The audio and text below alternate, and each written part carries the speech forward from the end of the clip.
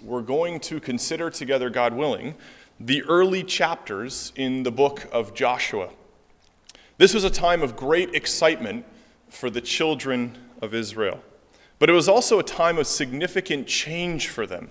For 40 years, the people had wandered, and now that time is coming to a close. They're about to enter the promised land. Moses' time is ending, and so now with new leadership, Joshua steps into focus. And so we're going to travel together all the way back in time to what was a formative moment in the nation's history. We're going to witness together this change in leadership, the work of Joshua. We're going to see a demonstration of tremendous faith in the life of Rahab. We're going to consider overcoming obstacles in the battle and victory of Jericho. And we'll see the temptation of sin and its disastrous effects with Achan. And it's all wrapped up in just a short period of time. It's all centered around the early chapters of the book of Joshua that leads up to this battle of Jericho. Now, the record in Joshua 1, if we turn in our Bibles to Joshua chapter 1, we see that the record here rushes straight into this change that's taking place in the nation. Joshua chapter 1 and verse 1, it says, "Now after the death of Moses, the servant of the Lord, it came to pass that the Lord spake unto Joshua the son of Nun, Moses' minister." Right away we see this change that's taking place. Moses' time has ended, and Joshua steps into focus. And we can just imagine the anticipation of the nation of Israel, of what the promised land would be like, the nervousness perhaps of what lay ahead for them in this new epoch of time. And it was Joshua who would lead them through it. It was Joshua who would lead them into the first battle in this land as they worked to overcome Jericho. He was an incredible captain for the people. He would go on to defeat 7 nations and 31 kings during the time of his leadership. God put honor on this man to carry out this great work. So what was he like? Well, let's turn back in our Bibles to Exodus chapter 17. Exodus chapter 17 is the very first reference we have to Joshua in our Bibles. And of course, we know the context. This is the battle with Amalek. And we read here in Exodus 17 and verse 1 that the congregation of the children of Israel journeyed from the wilderness of sin. And down in verse 8, we see that here comes Amalek. And they fight with Israel in Rephidim. And our very first introduction to Joshua is down in verse 9. It says, "And Moses said unto Joshua, Choose us out men, and go out fight with Amalek. Tomorrow I will stand on the top of the hill with the rod of God in my hand. So Joshua did as Moses had said to him, and fought with Amalek. And Moses, Aaron, and Hur went up to the top of the hill." Now, how fitting it will be, brothers and sisters, that our very introduction to Joshua, we find him fighting against the enemies of Israel. We see that he's fighting against the flesh. He's leading the people in this battle against the flesh. We see down in verse 13 that Joshua discomfited Amalek and his people with the edge of the sword. And so in verse 14 we read, "The Lord said unto Moses, Write this victory that they wrought, write this for memorial in a book, and rehearse it in the ears of Joshua. For I will utterly put out the remembrance of Amalek from under heaven." See, this victory was to be a constant reminder for Joshua as he continued in his life. It was a reminder of the salvation that God could provide for this people. This was to be written in a book, and Joshua would refer to this book. He would live by this book. He would never forget the work of God in defeating the Amalekites. It's a simple story, brothers and sisters. It's a short story in the life and introduction of Joshua, but it reveals so much as to what this man was like. In the book Joshua, his life and work, we actually have 2 copies of it in our library at the back. This battle is written about in the context of what we learn concerning Joshua. And it highlights 5 aspects for us. This is what we learn concerning Joshua in this early section of the battle with Amalek. The first thing we notice is that Joshua was organized. It says Israel was not a properly disciplined army. They had never fought a pitched battle and probably had little in the way of weapons. Somehow, with little notice, Joshua managed to overcome these difficulties. We see that Joshua is courageous. There could be no certainty that Israel would have the determination to meet the foe without breaking into panic. To confront an army of unknown strength with such an uncertain army would require courage, especially from its leader, from Joshua. We see that he was an excellent listener. He listened carefully to instruction, then performed them without fuss. So Joshua did as Moses had said to him, we saw in verse 10. This is a valuable attribute in any servant and one we should all try to emulate as we attempt to serve our Lord. We see that he had the traits of leadership early on. Even at this early age, Joshua must have demonstrated traits which caused Moses to see him as the best man for the job. Why did he ask Joshua to lead the army and not take this important position himself? Why did he not give the job to some other person, perhaps an older and more experienced individual like Hur or Caleb, or one of the other leading men? In a tight corner, Joshua was a man who could be relied upon, and this was already evident, for to this to be known, he must have been near to Moses right from the start. Remember, they were less than 3 months out of Egypt, and Moses could hardly have known Joshua for much longer. And here it speaks to the young people. Young people should learn from this that the best opportunities to serve can only come from those who, like Joshua and Jesus after him, are about their Father's business, or in their Father's house, which amounts to the same thing. Early responsibility follows from early dedication to service. We're learning so much from Joshua just in such a simple, short story. And of course, we see the future potential. Not only did Moses have a firm idea of Joshua's potential, the Lord did too. And we'll see this as we continue on. Write this for memorial in a book and rehearse it in the ears of Joshua. No hints appear at this stage of what the purpose would be, but Joshua, by his general preparation, would be ready for it.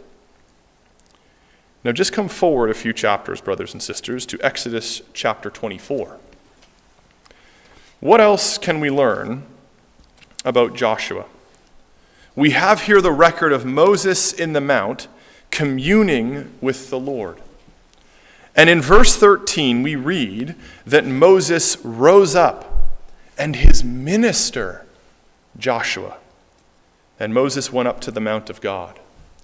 Now, if you have your pencils, the word minister, perhaps you just make a note here that it means to serve, to wait upon, or to contribute.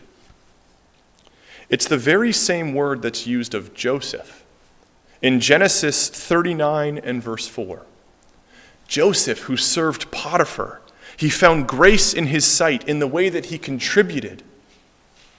See, Joshua was a faithful and courageous man who received his early training under Moses. This becomes very clear, brothers and sisters, when we see his reaction to the events that we just read in our daily readings. Exodus 32 and verse 17, the story of the golden calf. When Joshua hears the noise, let's just turn a few more pages forward. Exodus chapter 32 and verse 17. It says, "And when Joshua heard the noise of the people as they shouted, he said unto Moses, There is a noise of war in the camp. And Moses said, It is not the voice of them that shout for mastery, neither is it the voice of them that cry for being overcome, but the noise of them that sing do I hear." See, we notice here that Joshua is not yet experienced. Moses is. He's been through so much. Joshua is still developing. He's learning from Moses. And so he served. He waited on. He contributed to the work of Moses. We, of course, remember the references to Joshua as one of the 12 spies sent out by Moses to view the land of Canaan. Let's turn to this reference together as well. There's so much we can learn concerning Joshua in Numbers chapter 13. Numbers chapter 13, we did say we'd keep our fingers busy, and we're holding up to that promise early on. But there's so much we can learn here from Numbers chapter 13. Look at verse 1. It says, "And the Lord spake unto Moses, saying, Send thou men, that they may search the land of Canaan, which I give unto the children of Israel. Of every tribe of their fathers shall you send a man, every one a ruler of them." And we see Joshua's mentioned there in verse 8. But then come down to verse 16.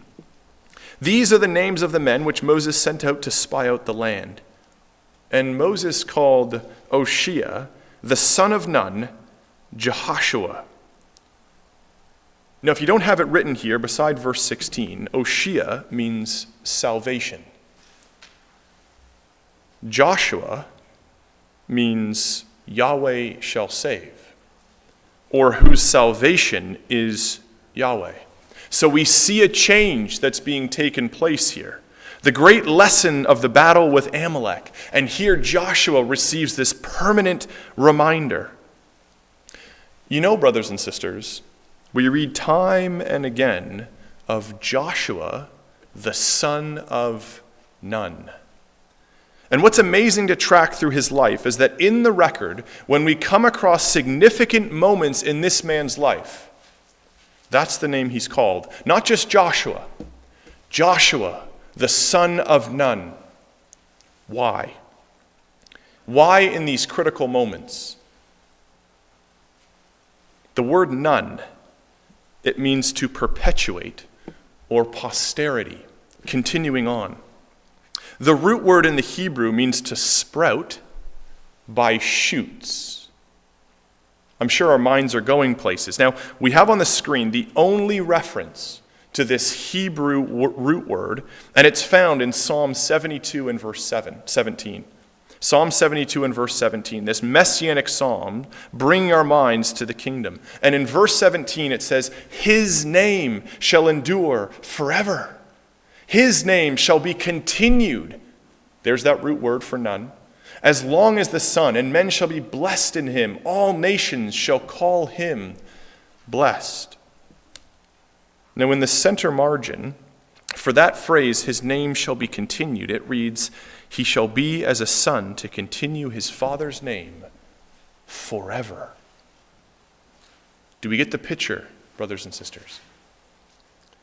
It's the secret of the life of Joshua.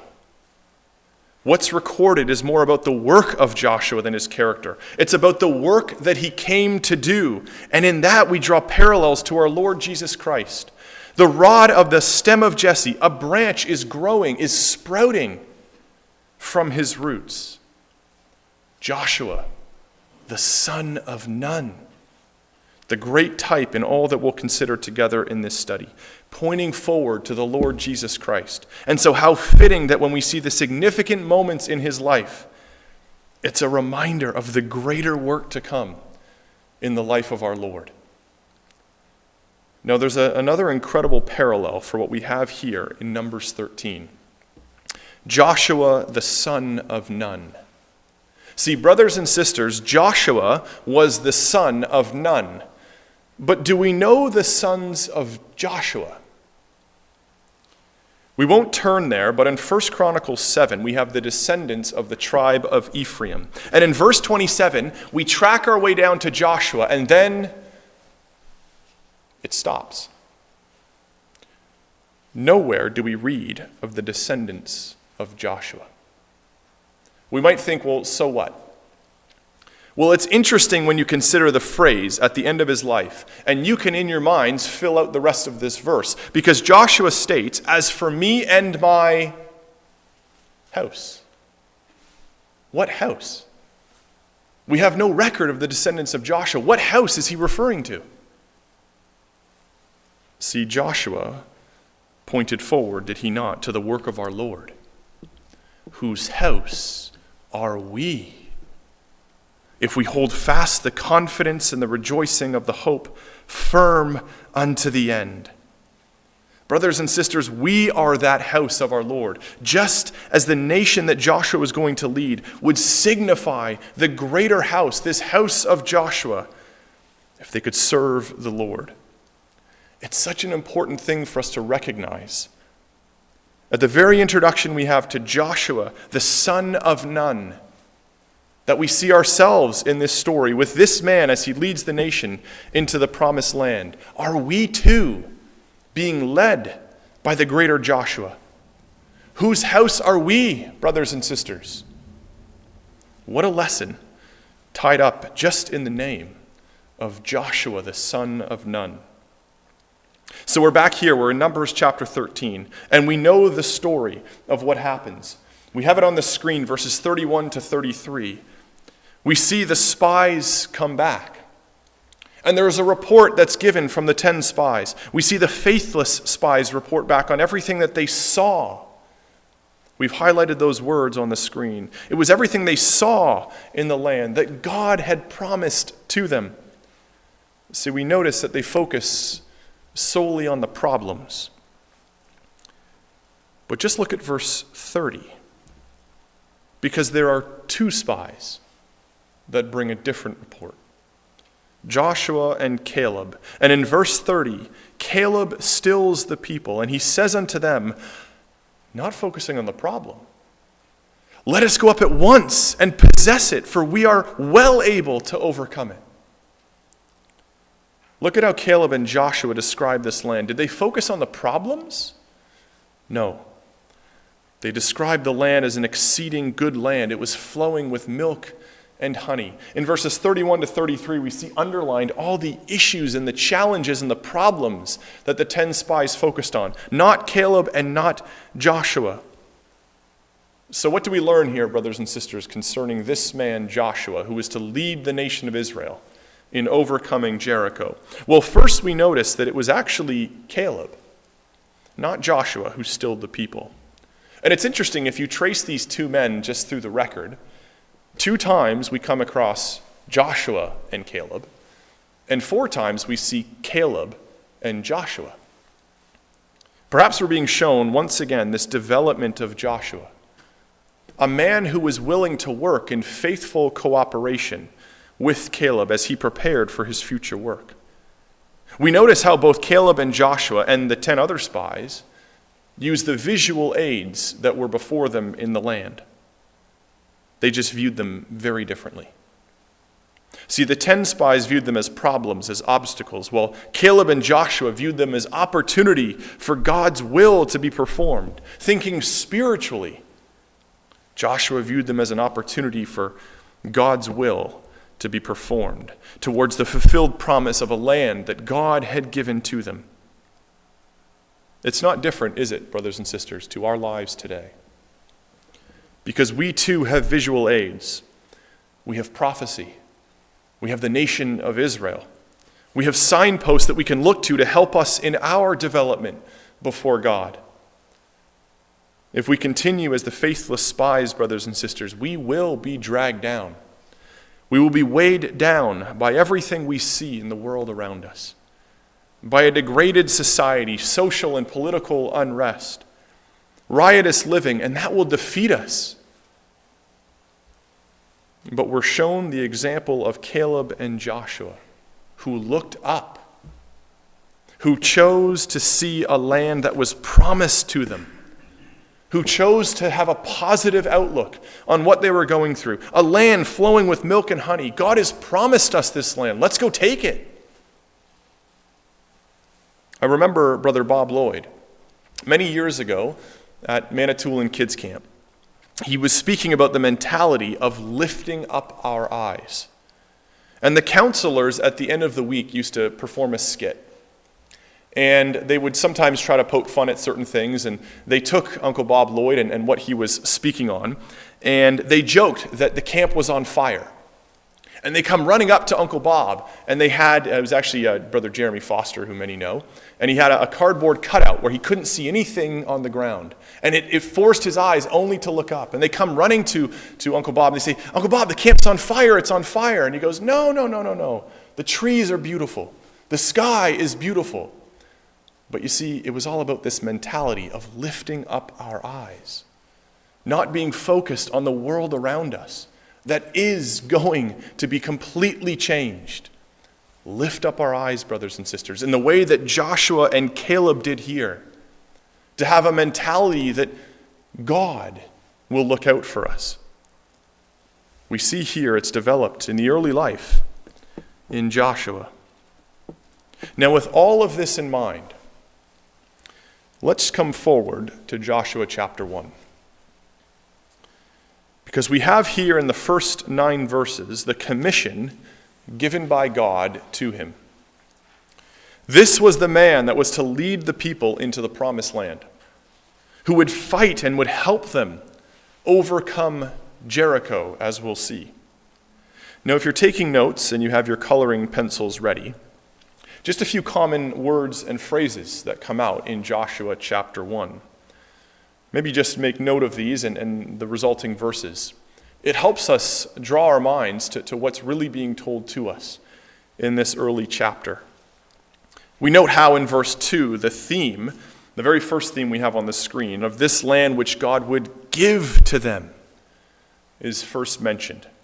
And it's going to be repeated throughout this chapter.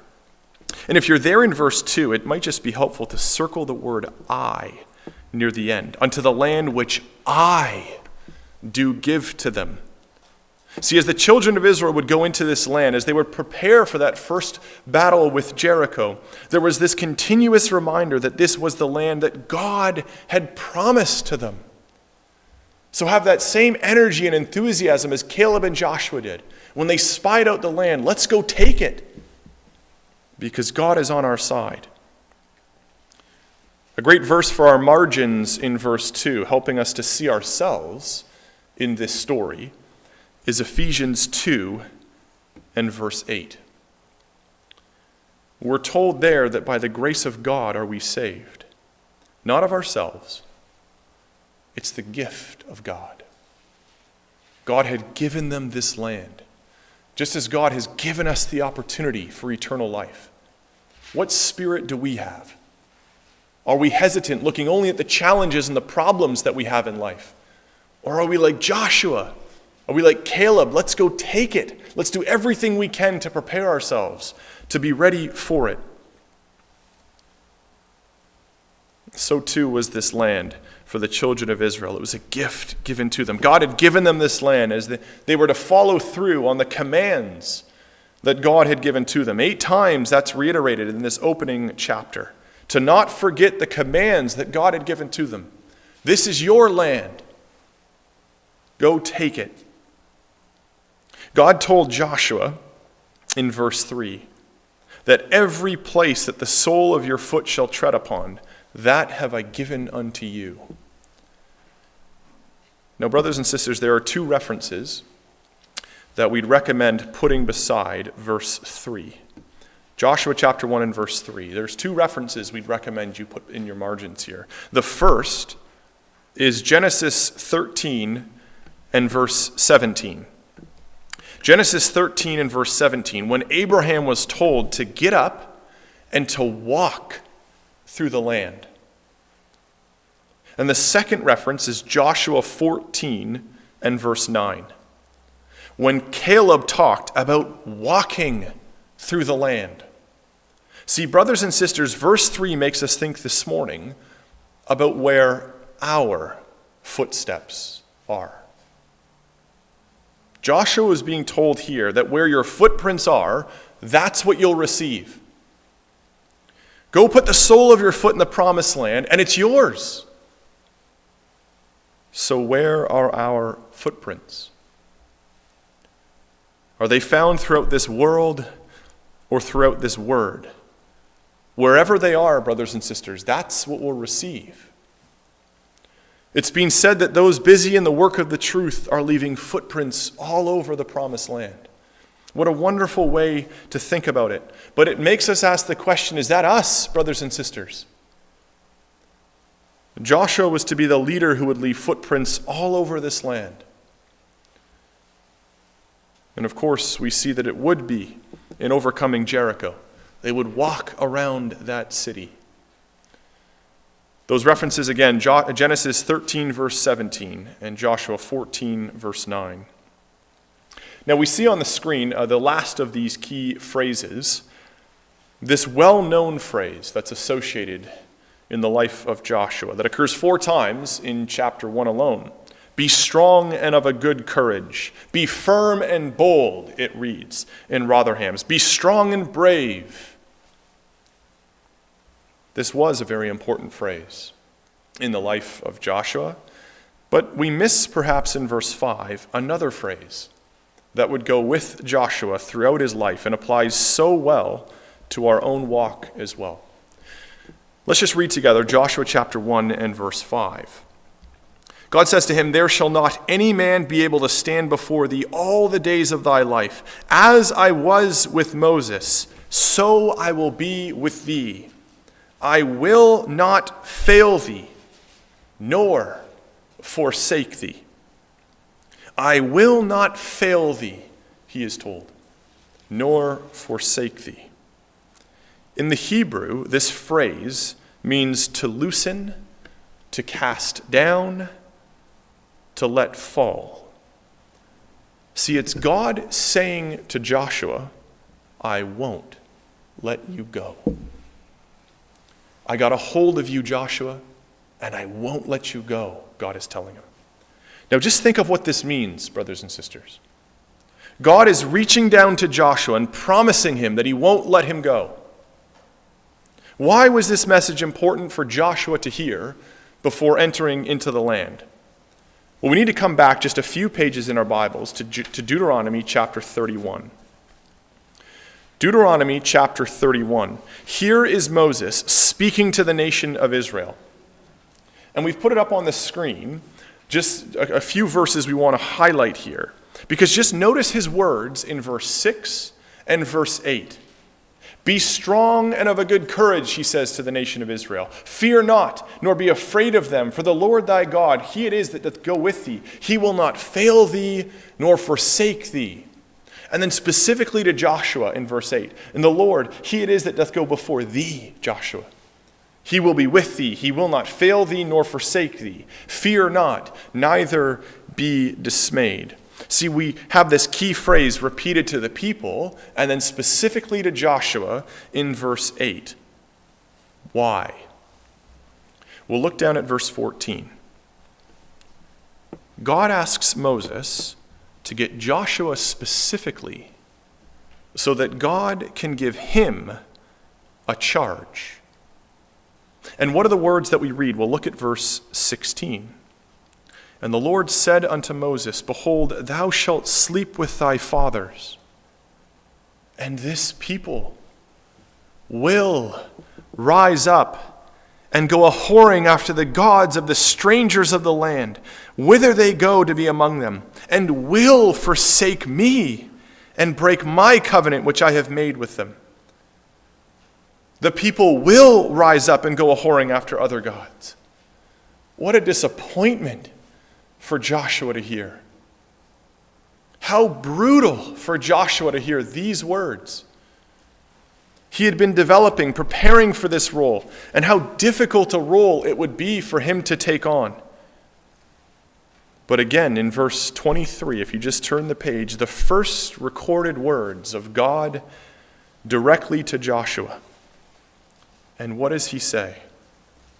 And God gave Joshua the son of Nun a charge and said, Be strong and of a good courage, for thou shalt bring the children of Israel into the land which I swear unto thee, and I will, that's a promise, I will be with thee.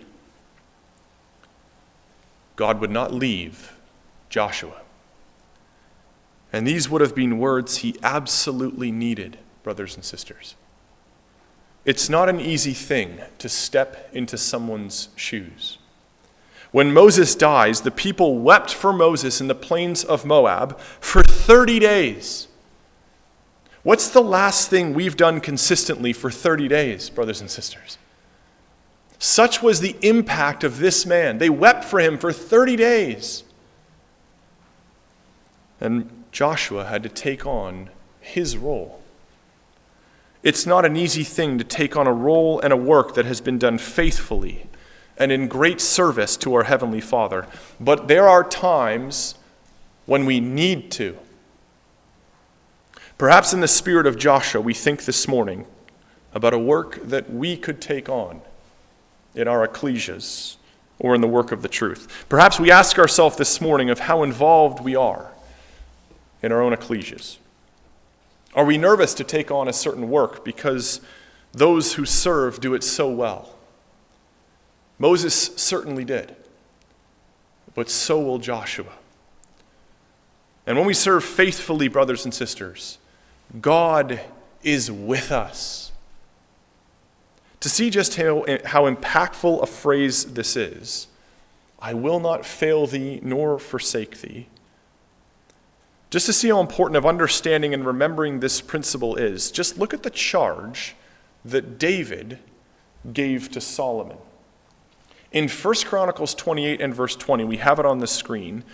It's the very charge that God gave to Joshua. David said to Solomon, God will be with thee. He will not fail thee nor forsake thee. Solomon, God won't let you go. And did it have an impact on Solomon? Well, we see there on the screen, 1 Kings 8, verses 56 and 57. Solomon repeats the very same thing to the nation of Israel. And if we question whether the mind of Solomon was on the leadership of Joshua, we've just underlined here this phrase in 1 Kings 8, verse 56, that is plucked directly from Joshua 21. See, this phrase became so impactful in the life of David and Solomon. Their mind was on the leadership of Joshua and what that phrase meant to Joshua at a time when he desperately needed to hear it. The people were going to go whoring after other gods. How brutal that would have been for Joshua. But Joshua, I will not let you go. This charge provided so much comfort. And brothers and sisters, it should comfort each of us in our own discipleship. This needs to be an exhortation that we pass down to our children. This needs to be a message that comforts our ecclesias, that comforts our Sunday school, that comforts CHC. If we can help prepare for trials and difficulties that will arise, the message is that if we serve God faithfully, He won't let you go. Now, one last verse on this incredible lesson that we see in the life of Joshua. It's found in Hebrews 13 and verse 5. Helpful maybe just to make a note of that verse, because just remember the context of the book of Hebrews. Hebrews 13 and verse 5. This letter is written to the Jews who had left their religion of the day. They'd left the synagogue for the ecclesia. No doubt that came with pressure. No doubt that was a challenge and a trial for them. And what's the encouragement that's shared with them? Hebrews 13 and verse 5, let your conversation be without covetousness, and be content with such things as you have, for he hath said, I will never leave thee, nor forsake thee. And what would that message, the reminder of God never letting go, propel them to do in their lives? Verse 6, so that we may boldly say, the Lord is my helper. I will not fear what man shall do to me. Rotherham's actually says, so that taking courage. Do you see where the mind of the writer was? Back in the life of Joshua. That's the impact of this phrase and what it should do to the life of a believer. This is lifted directly from the life of Joshua. And it was the message that Joshua needed to hear before he took the people into the promised land. Through this pivotal time in their history, ahead of the battle that we'll get to against the walls of Jericho. Brothers and sisters, this message needs to be clear in our minds as well. Whatever we're going through, whatever challenge or trial lies ahead, if we are faithful, God won't let us go. We all have a responsibility in our spiritual development and in the growth of our ecclesias. We all have the ability to help in hard times. And hard times will come. And so courage is needed. Don't fear. God has a hold of us. Joshua, we see, was the divine choice to lead the nation. And the nation was at a low point, brothers and sisters. Their leader in Moses, gone. The parents and grandparents of many who would enter into the promised land, gone. But like in all things, God knows best. And so the man whose name means Yahweh shall save was to be the constant reminder for the people that in their leader they would see that obeying God would bring salvation in the land of promise. Well, back in Joshua chapter 1, there was very clear instruction given to Joshua in verse 6. Be strong and of a good courage, for unto this people shalt thou divide for an inheritance the land which I swear unto their fathers to give them. Only be thou strong and very courageous, that thou mayest observe to do according to all the law which Moses my servant commanded thee. Turn not from it to the right hand or to the left, that thou mayest prosper whithersoever thou goest. This book of the law shall not depart out of thy mouth, but thou shalt meditate therein day and night, that thou mayest observe to do according to all that is written therein. For then thou shalt make thy way prosperous, and then thou shalt have good success. Have not I commanded thee, be strong and of a good courage? Be not afraid, neither be thou dismayed. For the Lord thy God is with thee, whithersoever thou goest. When Joshua was told there in verse 7 to turn not to the right hand or to the left, it was the message that regardless of what would come before them, they needed to keep moving forward. We would have noticed reading this verse that the phrase here, be strong and of a good courage, is recorded a little bit differently. Did we catch that? Be strong and very courageous. Why would it be different? Well, this again points to what would be a massively important principle in the life of Joshua. What was the law of Moses as it related to the promised land? We won't turn there, but in Deuteronomy 20, verses 16 and 18, the people were told that when they come to the promised land, they were not to save alive anything that breathed. Thou shalt utterly destroy them, was the command. Joshua was the leader responsible for ridding the land of the enemies of God, men and women, old and young. This would be difficult to do, brothers and sisters. But the principle being set out is very clear.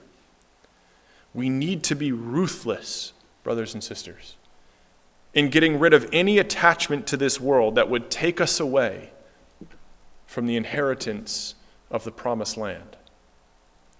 It was our brother Robert Roberts who wrote that we are to be very merciless with ourselves. Judge yourself by the highest standard. Allow no excuse for your own deficiency. Ever afflict your soul and press higher. There should be nothing that would keep us from obtaining our inheritance, brothers and sisters.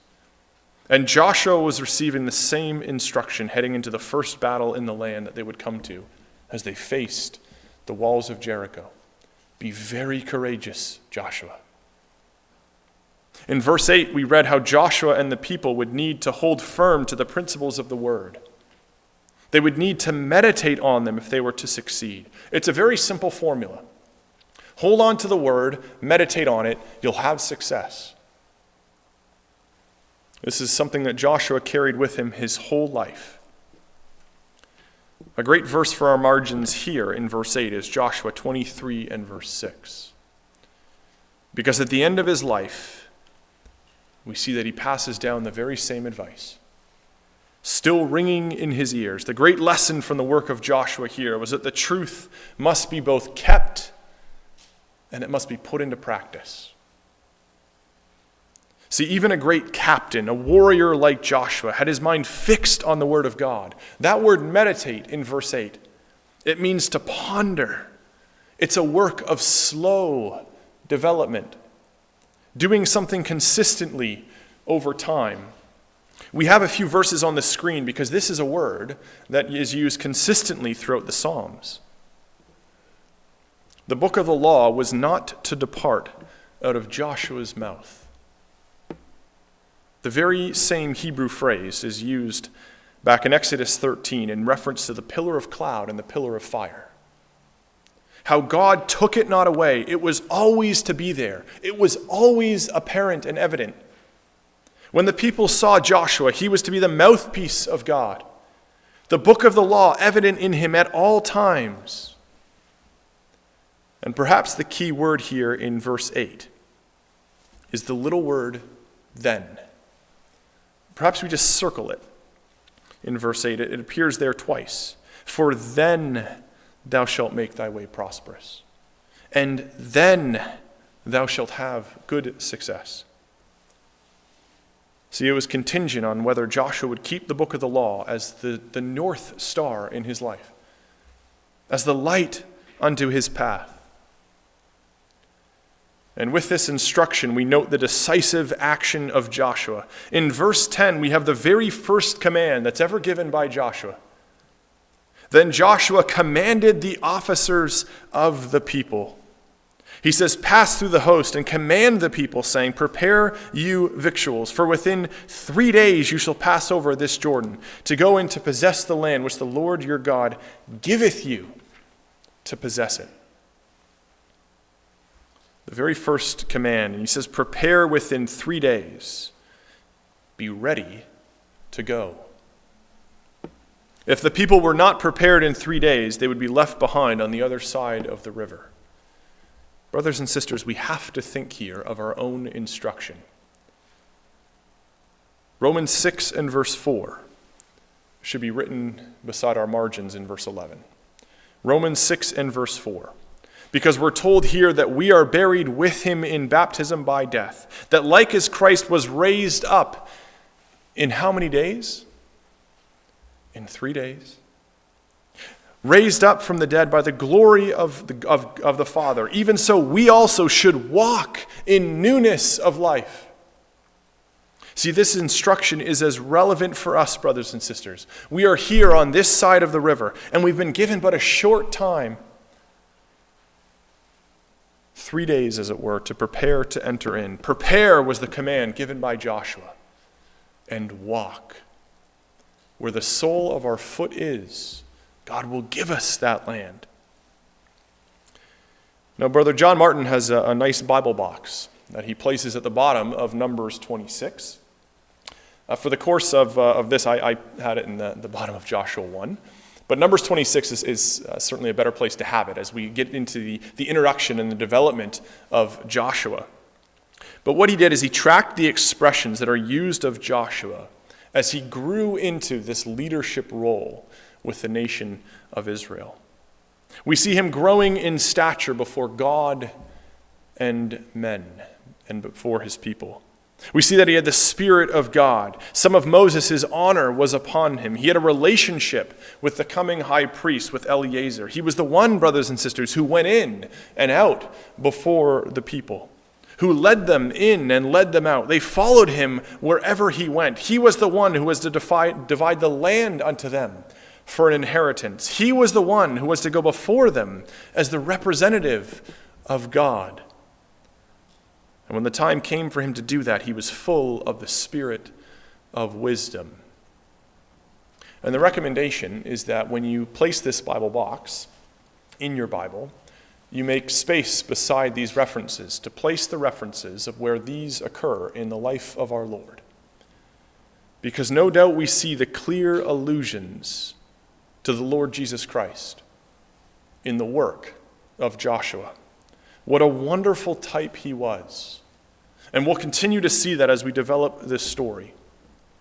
See, brothers and sisters, there's so much to remember from the work of Joshua, the man who would lead the nation of Israel through this important time in their history, the one who would lead them to confront the walls of Jericho. We are reminded from Joshua's very name that we will not get to the kingdom on our own strength. It is to be Yahweh's salvation. And so what importance it is for us to learn from him, to serve him, to obey him. In life, there will come challenges. There will come difficulties and trials in ecclesial life. What comfort we can take, like Joshua, that if we serve faithfully, God will never let us go. And as we move forward, not looking to the right hand or to the left, we ask ourselves this morning, are we ready for the work and role in the truth and in ecclesial life? Are we preparing as Joshua did? Now, Joshua 24 in verse 31 provides such a fitting end to the work and the life of Joshua. We read that Israel served the Lord all the days of Joshua. So great was his influence. What an example he was. What a powerful type we have in him. But before that end, brothers and sisters, there was to be a conquering of the land that lay before them. And standing first in their way was Jericho.